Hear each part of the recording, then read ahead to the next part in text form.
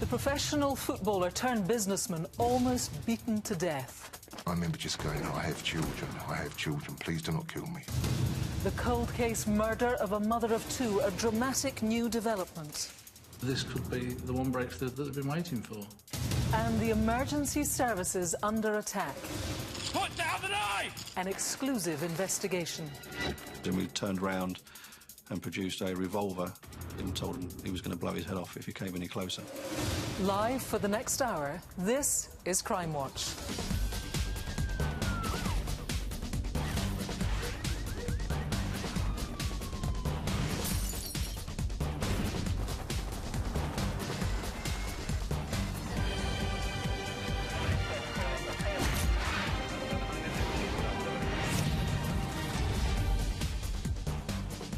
Good evening and welcome to Crimewatch. We are live for the next 60 minutes with the latest crime investigations, news and appeals. We've got dozens of detectives from police forces across the country, all hoping that you can help to crack their cases tonight. I'm Sonali Shah, back this month with the latest updates on previous cases, including a great result for this thug who's been sentenced to 6 years for brutally attacking a postmistress. And I've got a fresh batch of wanted faces and CCTV for you to help with. And I'll be returning to the scene of a shocking murder to uncover how police caught a cold and calculating killer. He took from Simon's dying body a chain and a phone. He then callously made his way back to his car and left, leaving Simon to die in that field. We begin tonight with the extraordinarily violent and life-changing attack on 52-year-old Adam Nichols. The former professional footballer was working all hours with his brothers, managing a designer clothes delivery business from an industrial estate in Essex.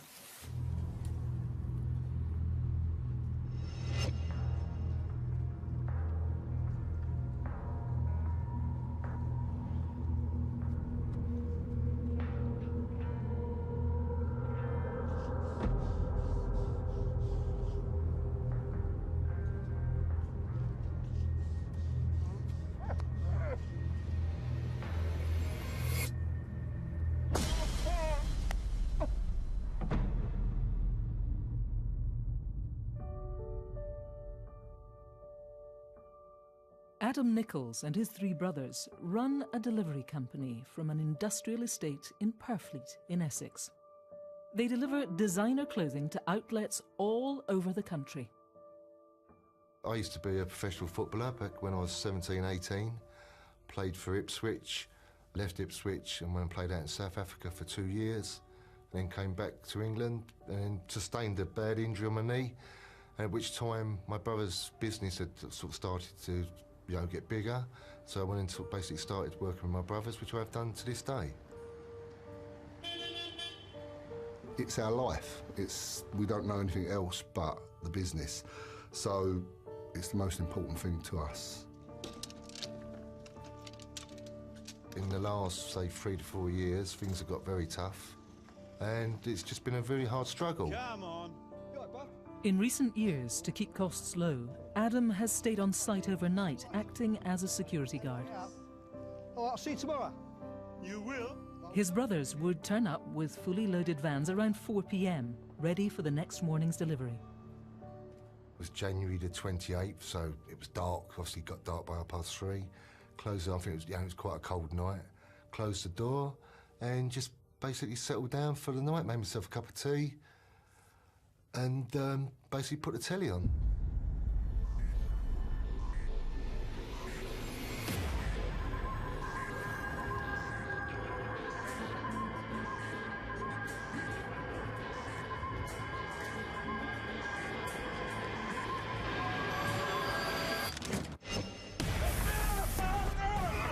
Within a second, 2 people got inside the van. In my head, it's just, Adam, get out of the van. You've got to get out of this van. I don't know where the strength come from. Tried to run. Just remembered this blue light, a vivid, vivid blue light. They were armed with pepper spray and a stun gun. He didn't stand a chance. And I just remember being just The whole body, just people just like kicking me. And then the one from behind, that's when he said, "Where are the keys? Give us the keys or I will effing kill you." And I remember just going, "I have children, I have children, please do not kill me, please do not kill me, I have children." I was swallowing blood, and then they lifted me up, and that's when they started taping my face up. Once they started going round across my eyes, and then they come round across my nose, they're not going to stop. So I put my thumb in my mouth, and then they went right across my face, and I was struggling to breathe. It's hard to, to sort of like get in the mind of somewhat of like, yeah, it's, and like the thing what it does me is, like I said, even when I was saying, and it wasn't to stop. It was I was going, I have children, please do not kill, please don't kill me. I have children, I have children. Nah, didn't mean a thing. Adam managed to crawl under the camper van and held on for dear life, but the attackers didn't stop there. I remember them they were grabbing my feet and they were trying to drag me out from underneath, but I was just holding on for dear life, and that's when I felt them stamping on my feet.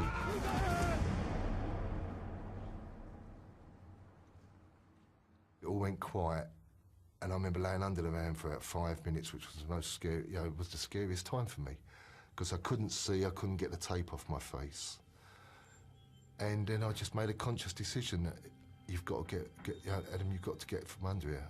Didn't know if they'd gone. And so I did. I just crawled out from underneath it. By this time, they'd stripped me of my clothing.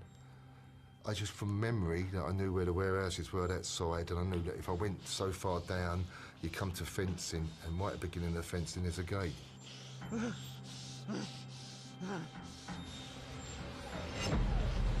as I pushed the fence in, the gate opened.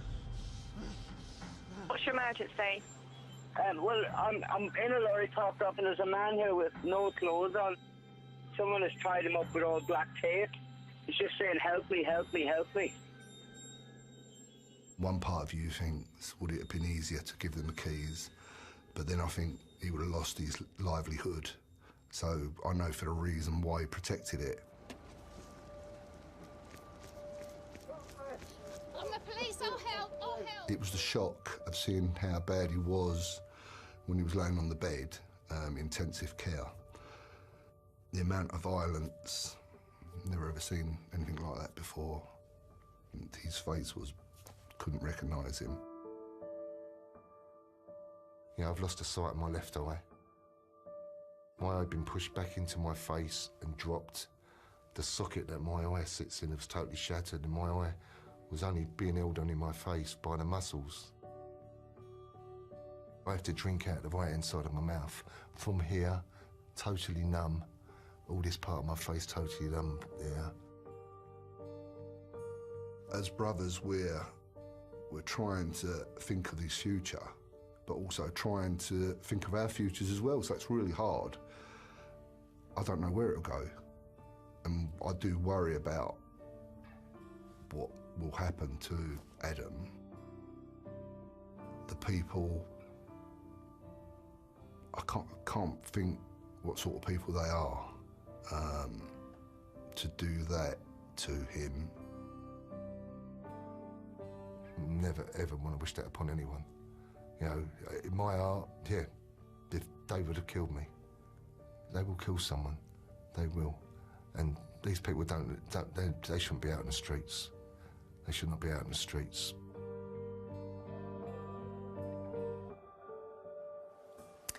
Well, he's right, they shouldn't. Let's speak now to DS Natalia Ross, who is leading the investigation. Totally shocking levels of violence for any normal person to witness, never mind go through.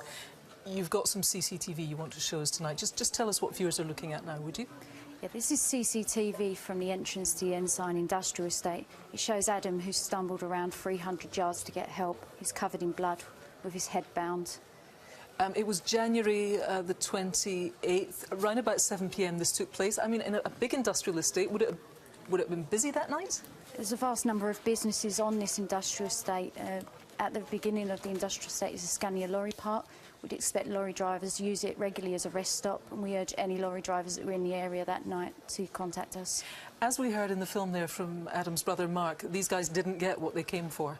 No, despite subjecting Adam to this ordeal, they didn't get what they came for. They used a stun gun on him and CS spray and caused him severe injuries. Adam did say that he thought one of them distinctively had an Eastern European accent, which he felt might be important as well. They used a stun gun, they used pepper spray, as you say, and you've also got some more CCTV of a car that you think might be important. Tell us about this. We're keen to hear from anyone that might know about this car. It's seen driving onto the industrial estate near to his camper van and leaves again shortly afterwards. We're keen to know who the occupants are. And just briefly, there's a reward here. Yep, the Charity Crime Stoppers offer a reward of up to £3,000 for information leading to a conviction. OK, Natalia, for now, thank you very much indeed. Really a horrific level of violence. You saw it. Just look at what these men did to Adam. They are dangerous. As he said, they need to be caught. If you can help in any way, please call the number 0500 600 600. Remember, if you've been a victim of crime, you can call the victim support line on 0808 16 89 111.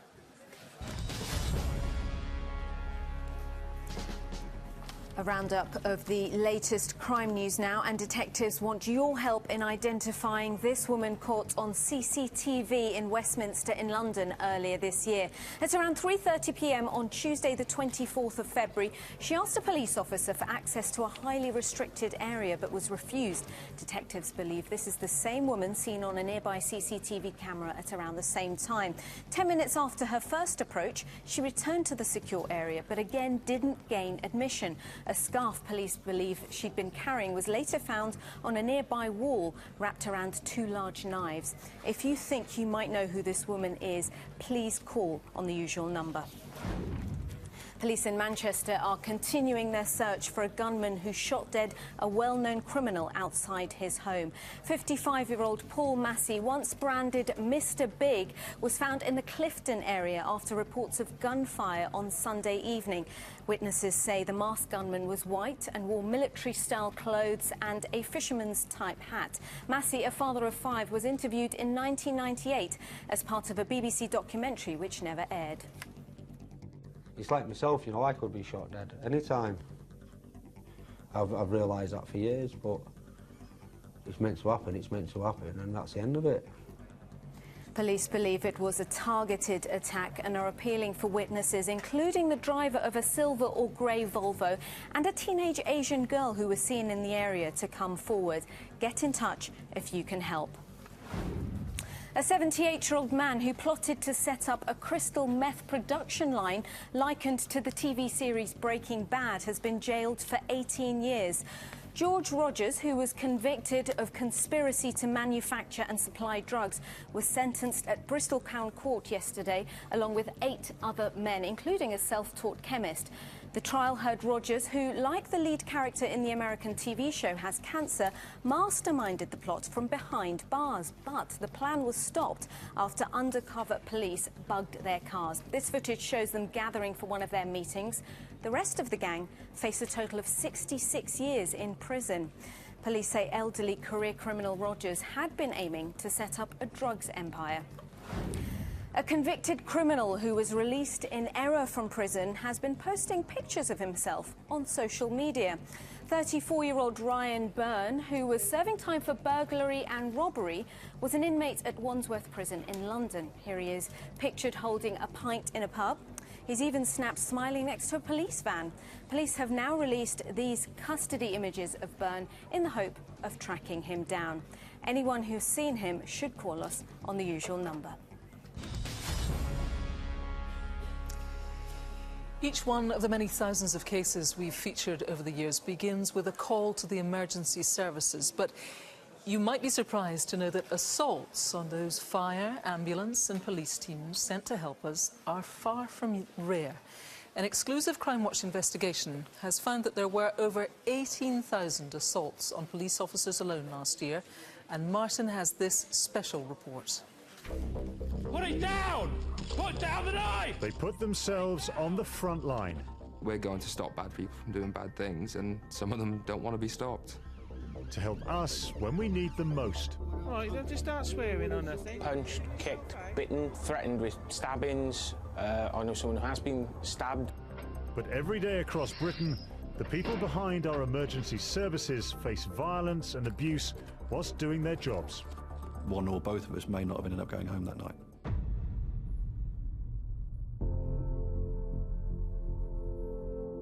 On the 15th of December 2010, PC Paul Madden was on duty in Ealing, West London.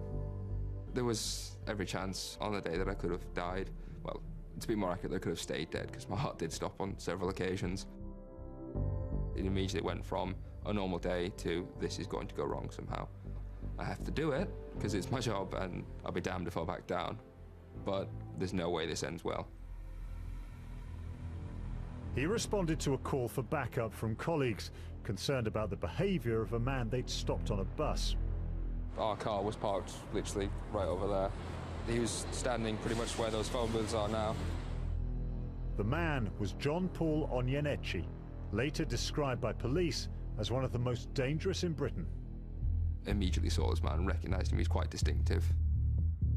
I saw he had something in his hand and guessed it was probably something sharp. He just lunged towards me, tried to wrap an arm around the back of my neck.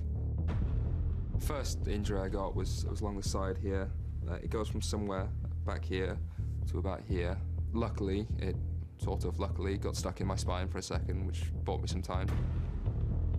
He then came back in. He was at this point about a foot away from me. A slash across the throat, closed with him, tried to get him in a headlock, and that's when I got the third one down the side of my face. As other officers tried to restrain Onyenetchi, they too came under attack. Unfortunately, another one of my colleagues got stabbed across the scalp quite badly, and a PC took the knife clean across the front of his stab vest, which luckily he was wearing, because otherwise that probably would have killed him. Paul sustained life-threatening injuries. He was only saved thanks to a retired surgeon who happened to have been nearby. I've been very reliably informed by a lot of the doctors at the hospital. If it hadn't been for what he did, I would have stayed very much dead that day. Following the attack on Paul and his colleagues, Onyenetchi was sentenced to life in prison for attempted murder.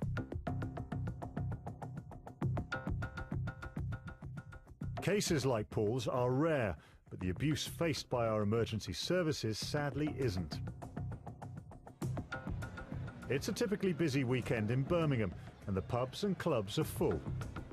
Paramedic Mike Duggan and his team are based in the centre to help with the increase in footfall and alcohol. It's a big, bustling, vibrant place to be on a Friday and Saturday night, but it's not without its odd problems. Right, don't just start swearing or nothing.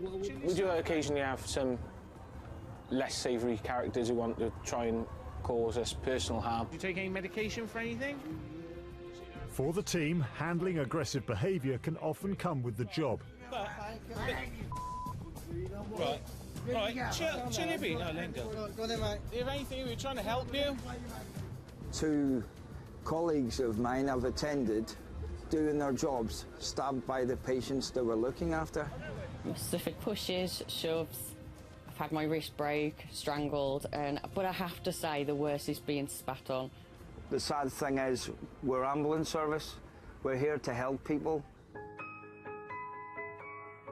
Latest figures show more than 18,000 NHS staff were intentionally assaulted in the year ending March 2014 in England and Wales. A Crimewatch Freedom of Information request also reveals over 600 firefighters were verbally or physically attacked whilst on duty in 2014 in England alone. As for the police, the picture is unclear, as there are currently no official national statistics. But of the 44 forces that responded to our request, figures suggest there were at least 18,186 assaults on police staff in the last financial year. The actual figure is likely to be far higher.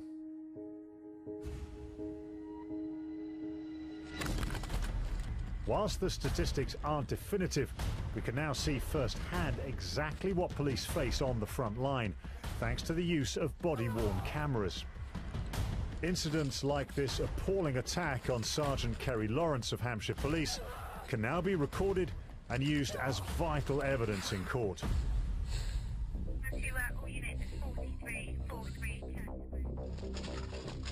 A body camera also caught the moment a routine call took a terrifying turn for PC Alex Prentice in Northamptonshire last year. We were initially called out to report of a domestic disturbance. It didn't come in as a blue light emergency, and there were no mention of any weapons. The male's turned round to face both of us, and he pulls out a sort of 7.5, 8-inch carving knife that he had concealed in his trousers. Put it down! Come on! Put it down! Put it down! Put it down! Put down the knife! Put it down! It's not the first time that sort of incident's happened to either of us, but it's the first time it's been so close to the fact he managed to catch the outside of my kit. If it had been 2 or 3 inches higher, the knife would have gone into my neck. Because of the evidence that we managed to gather on the cameras, he was convicted at court, he took an early guilty plea, and he received a 43-month sentence. And it's not just knives our emergency services have to face. Last October, 2 officers from the Metropolitan Police found themselves in the firing line after approaching a man who'd made off from the scene of a crash. The man that was matching our description of the driver was walking on the footpath. As I challenged him, he turned round and produced a revolver, raised his arm up and pointed it at my colleague and told him he was going to blow his head off if he came any closer. For that split second, I thought, what are we going to do here? You know, we're literally trapped between a transit van and a garden wall. And I just thought, I just need to do something decisive here. Mark bravely went to push the gun away. As he did, he was shot through the hand. If it had been a centimetre towards the left for the exit wound, then that could have travelled up the arm and into the heart, and I know I wouldn't be here probably. It just goes to show that any routine call can quickly escalate into something completely different. Having a gun pulled on me as a result of a road traffic collision was, took my breath away, and I hope I never have to go through that again. Thankfully, gun crime here remains low, but the general threat to officers is ever present. So could more be done to protect the people who are there to protect us? The fact that we know they're going into danger does not mean it's acceptable when those officers are assaulted. We must keep changing and developing the training and the education and the equipment, and I would welcome a clear national picture of the number of officers assaulted and the circumstances in which they're assaulted, so we as the professional body can learn from that and be better at protecting officers on the front line. The NHS says assaults on staff are unacceptable. And here in Cardiff at the University Hospital of Wales, the security team are now also wearing cameras to help catch their abusers in the act. That really gives us a sense of what our staff members have to put up with when we see that these people spitting at them, throwing punches at them, and the level of verbal abuse that they're receiving on a daily basis. Racially abusing the nurse. Why? I tell her I can't drink. She tells me I can. So what? You know, these people can be extremely aggressive, and we see that through the body-worn video. I'm gonna smash your mate, I'm gonna smash your Cameras are never switched on permanently. They do warn the person that they will turn the camera on, and any footage could be used in evidence against them. You're on camera. You're attempted. If you come into the hospital and you're ill, then the duty of care will be provided to you. But if you then become violent towards our staff members, we will ensure that you are prosecuted. 180, all immediate, When you work in the emergency services, every day can bring unexpected hazards. But for those who look after our health, our homes and our streets, it seems it's a risk they're willing to take. It's my way of life. It's the only thing I really know now, and I can't see me ever wanting to change that. We have such compassion for what we do to help people. I think you have to look at the job that we're here to help, and we always will be. It's not what we get paid for, by any stretch of the imagination, but we all know it can happen, and I'd rather it happen to me than a member of the public. Well, we spoke to the Home Office about the lack of a proper national overview of attacks on police, and they told us they will work out the best way to measure the number of assaults on the police with the aim of publishing more robust and comparable information next year. Martin. Wanted faces now, and first up is this man, Krzysztof Zalewski. He was due to stand trial in September for 5 counts of sexual activity with a 13-year-old child, but he never turned up in court. He was found guilty in his absence and sentenced to 7 years in prison. He's 32 and has this distinctive tattoo on his left arm. He has links to Leicester, Glasgow and Poland. Next up, Police Scotland need your help to find Martin Hamilton, although he also calls himself Martin Sullivan. He was released from prison last year but is now wanted back inside. He was 54 last week and is known to be dangerous, so please don't approach him, just dial 999. Number 3 is 51-year-old Michael Ifeyin, also known as Michael Nwabwezi. He was released on police bail after being questioned in connection with the rape of a vulnerable woman. He was supposed to report daily to police but has gone missing. He has links to London, Essex and Hertfordshire, and police believe he could be working as a carer.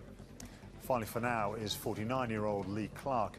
He was jailed for life for murdering a man with a samurai sword in 2003 and released early from prison on licence. But he's failed to stick to the terms of his release and is now wanted back in jail. Clark has numerous tattoos on his back and chest and is known to have friends in Thurrock in South Essex. If you're in the building trade, keep an eye out for him. He has links there too. We'll go through the rest of the lineup a little bit later, but if you know where any of them might be, please do get in touch using the numbers on screen. Right, still to come tonight, the potentially crucial breakthrough in the killing of Julie Pacey, found murdered in her family bathroom by her 14-year-old daughter. The full DNA profile that they've got can rule out a lot of people. They know who it's not. They've just got to find who it is. But first, this month's CCTV roundup, starting with a violent bank robbery in Somerset. It's lunchtime in August last year and a shop owner is paying in her takings at this bank in Shepton Mallet. As she chats, a man walks in armed with a knife. You can see it clearly here. He holds the knife to her throat, demanding the bank give him money. But this robber is in a rush. Shouting at the cashier that it's taking too long, he flees the bank empty-handed. He may have failed to get his hands on any dosh, but he terrified the customer and staff. Who is he?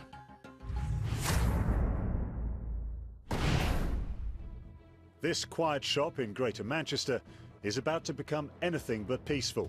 2 hooded men burst in and immediately launch a vicious attack on the shopkeeper, who tries to defend himself and his takings. Look closely. Police believe this is a machete hidden inside a sports sock. The other robber also attacks the shopkeeper, but his disguise slips. He eventually manages to get into the till and, ignoring the injured owner, also helps himself to cigarettes. Happy with their loot, they make their getaway. The shopkeeper suffered a cut to his head so severe he had to have surgery. Who are these low-life thieves?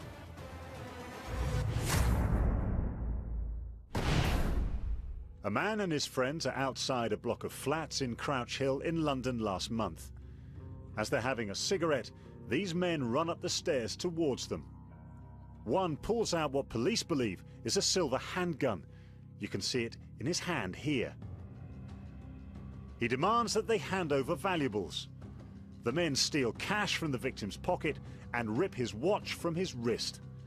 They then casually walk down the stairs, where they're joined by another group before escaping. Let's call time on these gun-toting watch muggers.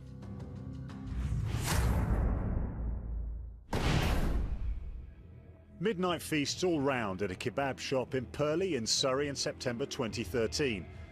But the man in the checked shirt isn't happy. He accuses the customer at the front of the queue of being disrespectful to his wife.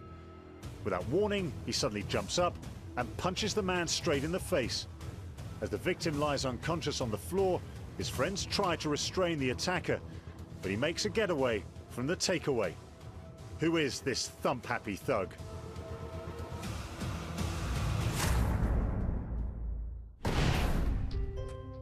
This man is walking a vulnerable couple to a bank in Weston-super-Mare to withdraw money for heating repairs.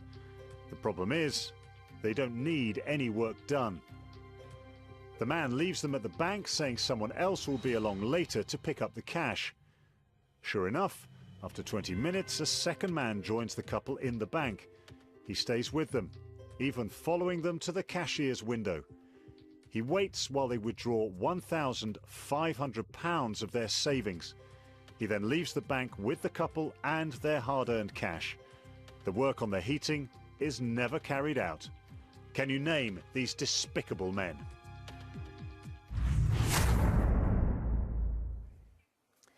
You can take another look at tonight's faces and CCTV by pressing the red button on your remote. And of course, it's all on the Crimewatch website. Call and text the numbers on screen if you can help. On to a case now from more than 20 years ago, the murder of 38-year-old mother of two, Julie Pacey. It happened at her home in Grantham. Crimewatch featured a reconstruction back in 1994, but that crucial call never came through. Well, tonight we can exclusively reveal that police in Lincolnshire have made a significant breakthrough, and they hope that with your help they can finally solve this horrific murder. It's 21 years ago now. It's a long time to be free when you've committed this crime. It was groundbreaking. He said, "We've got a DNA result." This could be the one breakthrough that they've been waiting for.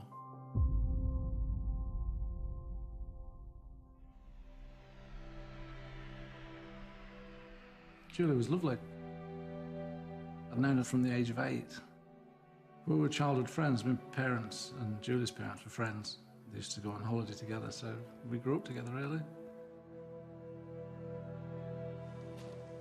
38-year-old Julie Pacey had been married to Andrew for 18 years. How's it going? They lived in Grantham with their 2 children, Helen, 14, Okay, coming. and Matthew, who was 11. Matthew, tea's on the table. Be in a minute. She loved to be with the kids. And we were just a normal family, nothing special, just run-of-the-mill, ordinary people. That's all we were.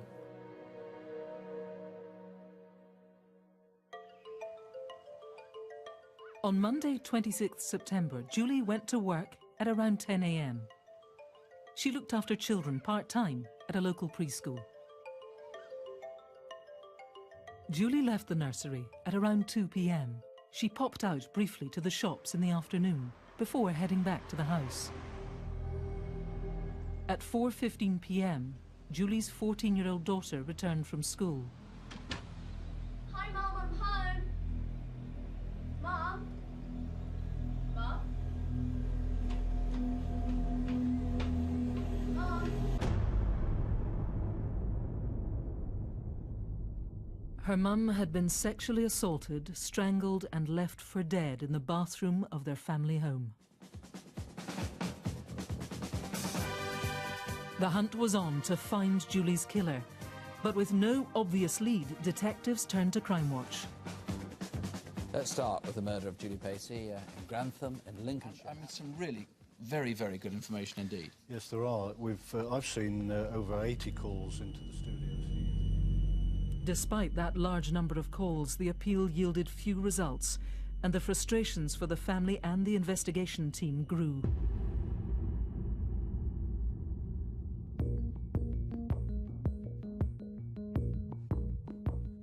Detective Inspector Helen Evans has worked on the investigation since the beginning. It's been 21 years since Julie was murdered, and for all investigation teams and senior investigating officers, the key, most important feature is to identify who was responsible. We've never identified a motive. Julie lived for her family, she lived for her friends, she was very devoted to all of those very closely around her. There's absolutely no reason as to why she was attacked. One person police have never been able to trace was a man seen in blue overalls near the Pacey's home. On the Friday before she died, Julie had a young girl come and stay at her house prior to her own mother coming home. As she approached the house, she saw a man dressed in blue overalls going onto Julie's driveway. As she got closer to the house, she then saw this man come out of Julie's front door, and she passed him on the driveway. And as she went into the house, Julie said, "Did you see that man?" And she said yes, and Julie explained how the man had rung the doorbell, come into the house, asked for directions, and she said, "Oh, you've got the wrong house," and then he left. On the day that Julie was murdered, there were sightings of a similarly described man in the area of where Julie lived. We don't know that the man in the overalls was the person that killed Julie, but it is very coincidental that two men with a similar description were at or near Julie's house on the Friday before she died, and also on the afternoon that she was killed. 21 years passed by with no significant leads for the investigation team. Until forensic scientists made a groundbreaking discovery. One phone call would take the detectives closer to finding Julie's killer. He said to me, "Am I sitting down?" And I said yes, and he said, "We've got a DNA result." It's the first time ever in the whole 21 years since Julie's death that we've had such a significant piece of information. This breakthrough has been down to a relatively new technique carried out by forensic scientists called DNA 17. That technique is based on methods that were developed in the 1980s, but over the years that technique has been refined. One thing that DNA 17 does is it allows us to produce DNA profiles from tiny quantities of DNA. Whereas before we might need hundreds of human cells to produce a DNA profile, a good one. Now we only need a few cells. So what this enables us to do, and this is what happened in this case, is to revisit the case materials and to perhaps look at things that weren't DNA profiled during the original investigation. We knew that the forensic possibilities were there, but I can't really believe that we've got that information, that profile is still there after all this length of time. It really does take us forward. We were highly delighted. I thought it was a big breakthrough. I think the DNA profile, the full DNA profile that they've got, can rule out a lot of people. They know who it's not. They've just got to find who it is. Julie was very close to her parents. Julie's mum died not that long ago. Julie's dad is not very well now. He's got cancer. And whilst he's still with us, we would just really love this to be solved for him as much as anybody else. Ever since the first day, I've always had hope that they would find somebody. They only need one phone call. That's all they need. Just one call. Just one call. I'm joined now by Detective Inspector Helen Evans, who you saw in the film. Thanks for joining us. You know, I said this was a landmark forensic breakthrough in this case. You don't think that's too much of an overstatement, do you? No, not at all. This is a really significant development for the investigation. The new forensic work has provided us with a new DNA profile of who we believe is Julie's killer, and I'm appealing tonight for information in relation to who that person might be. Right, so what can you tell me about this man in these blue overalls with, it looked like, sort of pretty ruddy complexion? Yes, that's right. He was actually at Julie's house on the Friday. She died on the Monday. And shortly after she died, there were several sightings in the area of this similarly dressed man who fitted the description of the man seen on Friday. He's quite important to the investigation in terms of providing information about the distance between the 2 days. He hasn't been traced. We are keen to trace him. What I would add to that is that if it was him and he was genuinely calling at the house on the Friday afternoon for directions, then if he can make himself known and please come forward, we can eliminate him from the investigation. So important now that you've got that DNA. There was also a car that might or might not be connected with what went on that day. Tell us about that. That's right. There was a blue BMW, possibly a 5 Series BMW, that was seen around the time that Julie died, parked on her driveway. Again, we haven't traced the owner of this vehicle, and if you do know something about this car, were you driving that car, then please contact us. Could be so important. And Julie's watch hasn't been traced since she was murdered. No, that's right. It's a very unusual watch. It's French. It's called Luc Desroches. It was purchased shortly before Julie died in France. We've never found it. If you have any information that relates to the watch but can actually lead us specifically to her killer, then please contact us again. Yes, you know where it comes from. You don't need that information. No, that's right. Okay. Information in relation to the person. Helen, thank you very much for updating us then. I mean, a truly dreadful case, 21 years on. With your help, hopefully tonight it can be solved. Please call now. It's the usual number, 0500 600 600, if you have got any idea who Julie's killer might be. Or, of course, you can speak anonymously to Crime Stoppers. They're on 0800 555 111. Right, still to come tonight then, how this grainy CCTV led detectives to a brutal killer. We concluded that it was practically impossible for the vehicle that was seen at that time to be any other than Wainwright's vehicle.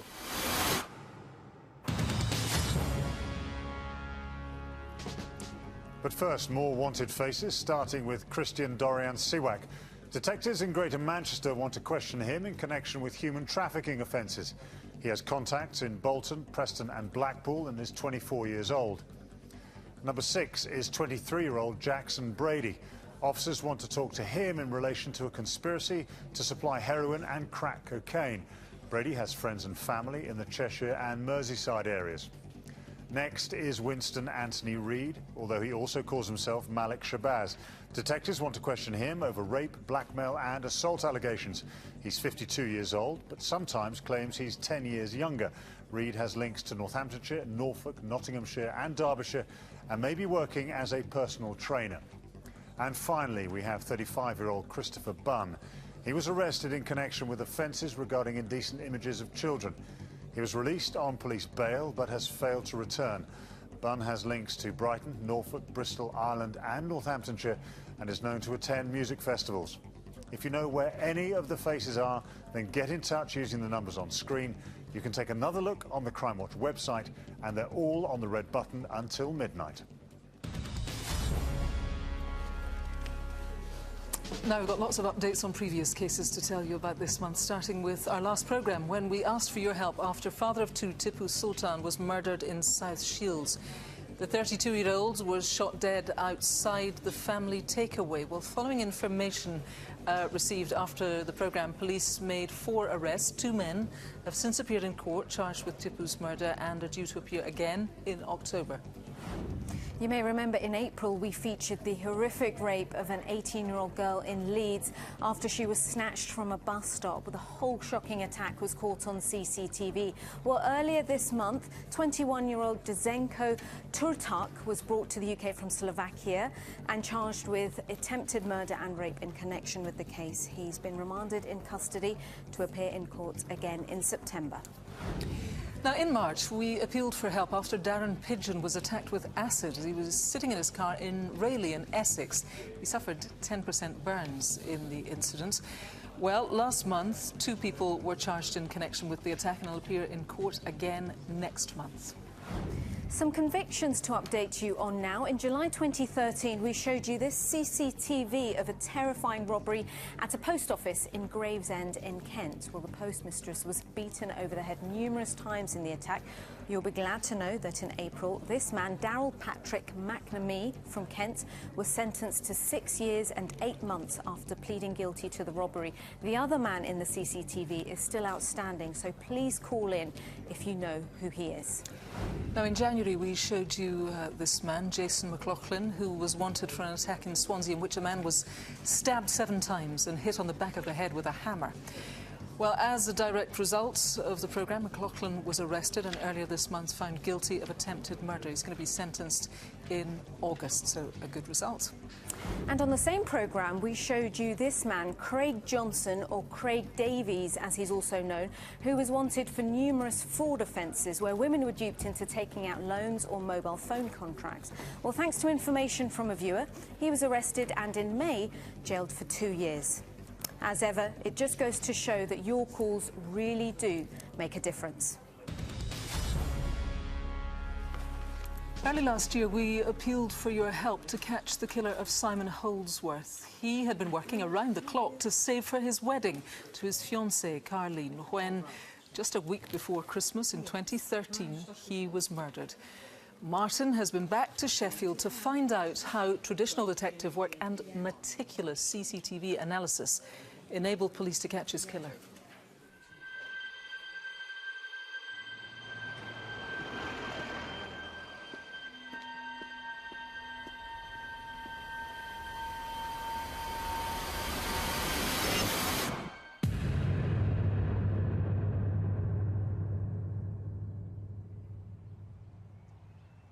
I came to this field on the outskirts of Sheffield last year as police investigated the murder of Simon Holdsworth.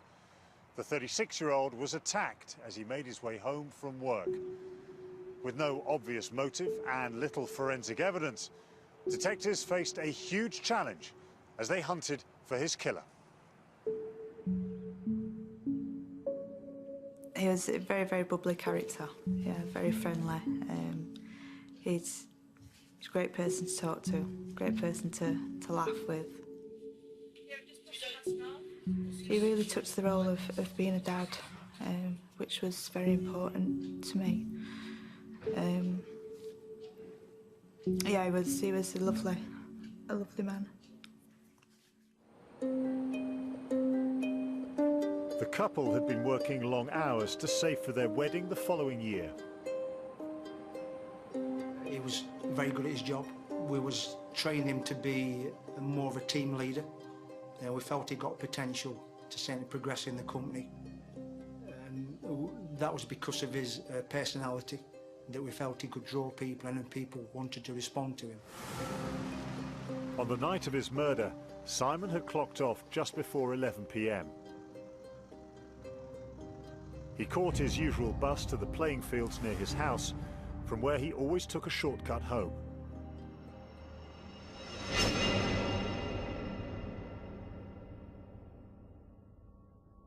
His body was found by a passer-by early the next morning. Simon had multiple head injuries that we believe had been caused by a weapon. There was no obvious sign of a struggle. Simon didn't present any defensive injuries. It's clear that Simon didn't stand a chance from this attack. I think it was just numb, just absolute numbness. I couldn't take it in at all. I still can't take it in now. You know, you still expect him to walk through the door. Simon's work colleagues were also in shock, but tried to help police as much as they could. Everybody brainstormed to try and remember what had actually happened, where they were, what people had said. And we spent a lot of time as a group together chatting through this. Meanwhile, police were searching the crime scene for clues. Simon's gold chain and phone were missing. Had the killer stolen them? But their first break came from CCTV at the nearby school. This grainy camera footage from the night of the murder showed a car parking near the field. A blurry figure then walked in. A short time later, another person, now known to be Simon, also entered the field. This coincides with when he got off the bus. Chillingly, only one person was seen to leave. Police were sure this was the moment when Simon was killed. Could the driver of this car have been his killer?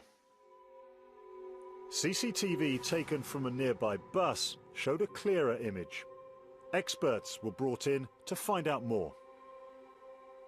From our initial blind analysis, we were able to determine that the vehicle was either a Mark IV Vauxhall Astra or a Mark V Ford Escort. It was obvious that the headlights of the vehicle were not functioning correctly. There was an unusual pattern on the road. It looked as if the lights were incorrect or damaged or misaligned, or that some of the front lights were not functioning. It certainly appeared in all of the CCTV images that we looked at that either the same vehicle or a very, very similar vehicle was present in each case. Detectives checked the cars of everyone in Simon's home and work life. Only one person owned this type of vehicle. Sean Wainwright drove a Mark IV Astra, which had faulty tail and headlights. He'd been working with Simon at the factory for more than a year. We have a statement off Sean Wainwright. He says he leaves before Simon and he makes his way straight home, a journey of a couple of miles which takes him 5 or 6 minutes to complete. We check that out, and what we find is in a number of CCTV cameras that his vehicle is not there at the time that he says he is. We do get the vehicle arriving home 40 minutes after Wainwright says he is. That causes us to be really suspicious and look even more closely at Sean Wainwright. Police also discovered that Wainwright had been one of the first to visit the crime scene, even laying a wreath on behalf of the factory. In fact, he had visited the field no less than 11 times after Simon's murder. In January 2014, Wainwright was arrested and interviewed. I have nothing to do with the murder of Simon Holdsworth. Nothing. Okay. He was a very good friend of mine. A very good friend. And although the blurry CCTV footage suggested he might be the driver of the mystery car, the evidence wasn't strong enough to charge him. You've asked me the same question. He was released on bail while officers continued their work. Simon Holdsworth was looking forward to getting married this year. Still lacking the crucial evidence to prove beyond doubt who was the killer, detectives appealed for the help of Crimewatch viewers. That vehicle is of massive significance to this investigation. It's important that I trace who's in that vehicle and what that vehicle is. That CCTV footage would again prove critical.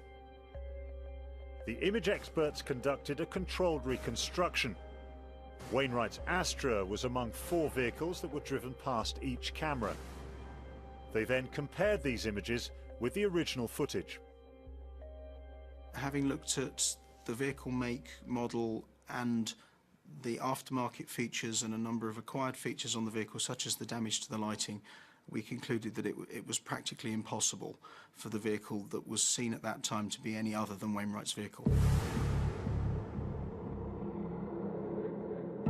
Detectives could now prove Wainwright had been at the crime scene that night. But what had happened to Simon's belongings? During 16 hours of interview, Wainwright gave a detailed account of his movements. But he had missed out an important fact. And CCTV would again be his undoing. This footage shows him just hours after Simon's body was found, selling a gold chain that was later melted down.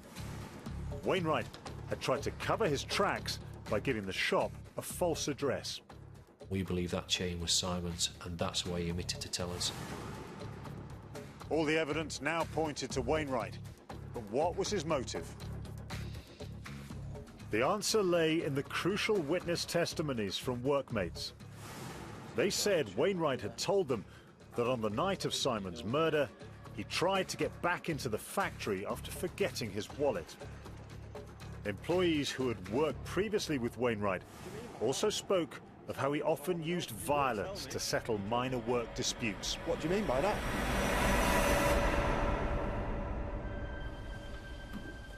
We know that Sean Wainwright left. His car is caught on CCTV footage leaving work 5 minutes before Simon. And we believe Wainwright's come back and asked Simon to open up to get his wallet. Simon's a supervisor, and he said no, because he's going home. No, forget it. Not liking that answer, Wainwright has then driven the 3 miles or so to where he knows that Simon lives.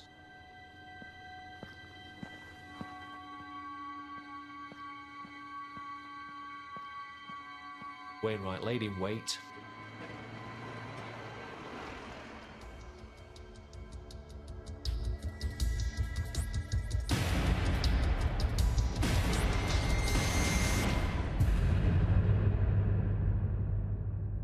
Wainwright carried out a brutal attack.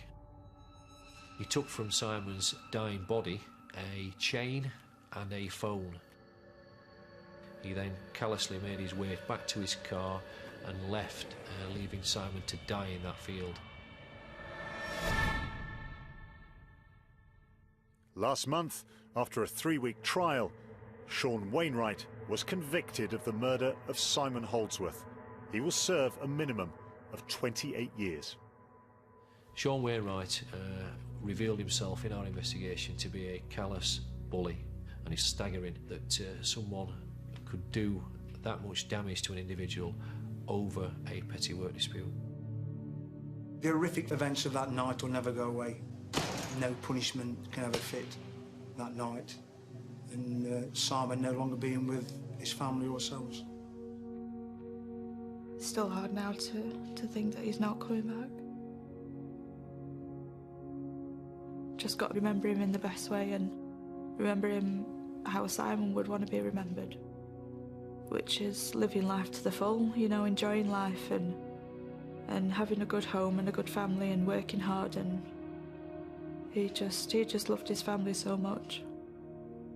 And he'll always be missed, always.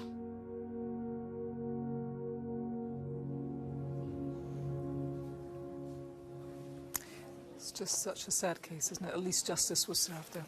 It's time now for a last check on what's coming tonight on the phones. Here's Martin. Kirsty, we've had some excellent calls coming in. Let's start with that very violent attack on the industrial estate in Purfleet. Remember Adam Nichols' battered face. Well, we've had a lot of calls, some good information has come in, but detectives need more information, particularly about the car that was shown in that CCTV footage. If we have information on that, that would be absolutely outstanding. The other appeal we showed you was on the murder of Julie Pacey. Again, some good calls are coming here, but we need a name. Who was the man in the boiler suit? If you have any idea if it was you, then please do call in. You could be eliminated from the investigation. And then on our wanted faces, the first one we showed you was Krzysztof Zalewski. Lots of good calls coming here. Police are chasing potential leads, and also good calls on wanted face number 3, Michael Ifayin. Again, some excellent calls. Please do keep them coming in. Thanks, Martin. That's everything for now then. Please remember, do take a look at the Crimewatch website. It's got all of tonight's appeals and the police instant room phone numbers. You can also have another look at the wanted faces and CCTV on the red button. That's going to be available until midnight tonight. Our phone lines, well, they'll be open until midnight tomorrow night, and we're going to be back with an update after the news tonight at 10:35. We will, of course, also keep you up to date with the latest developments via Twitter. Follow at BBC Crimewatch. Thanks so much for all of your calls this evening. Do keep trying if you haven't been successful yet. The calls really do make a difference from everyone here. Have a good evening. Bye-bye.